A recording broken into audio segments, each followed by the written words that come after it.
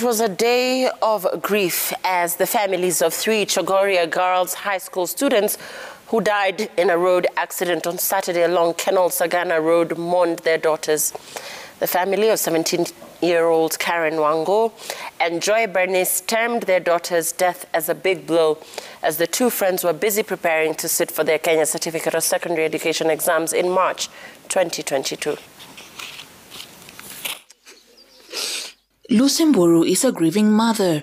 Lucy is still in shock following the tragic accident along Kenol Sagana Road that claimed the life of her third-born daughter, Karen Wango. Lucy fell sick after receiving news of the accident.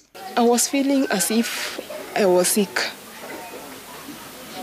I went to the hospital, just around, and I told the nurse how I was feeling. I was feeling that I have no power. So we were not aware that our daughter died on the spot. So we went to the hospital,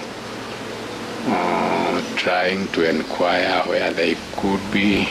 I was called, and we went and I identified Karen. It was a very painful experience. It is after the identification that the family came to terms with what had transpired. A beautiful flower had been plucked from their garden. We talked a lot with her. We shared many things. Her ambitions, challenges, and a lot of things. Karen was good. She was good. She was obedient. She was faithful. And she was very hardworking. Her hobby was actually dancing and singing. She was in the church choir, and most of the time she used to download videos, people dancing, and she'd dance most of the time. The family, which is waiting for the post-mortem exercise to be conducted on Monday, have planned to bury her on Thursday. Neighbors and friends continue to flock their home to condole with the family. 12 kilometers away from Mburu's home, the family of the late Joy Bernice is also preparing for meetings to plan for their daughter's burial.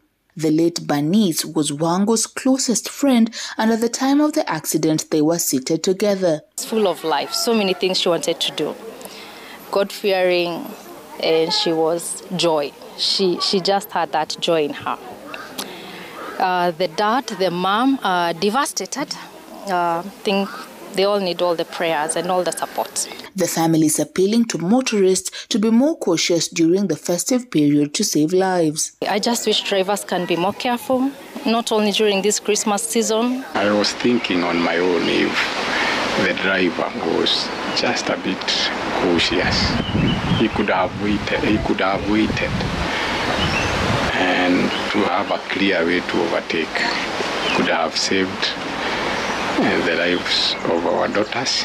A post-mortem exercise for the four is expected to be conducted at the General Cargo Funeral Home on Monday before the families are allowed to bury their kin. Survivors are still receiving treatment at different hospitals in Murang'a and Kiambu.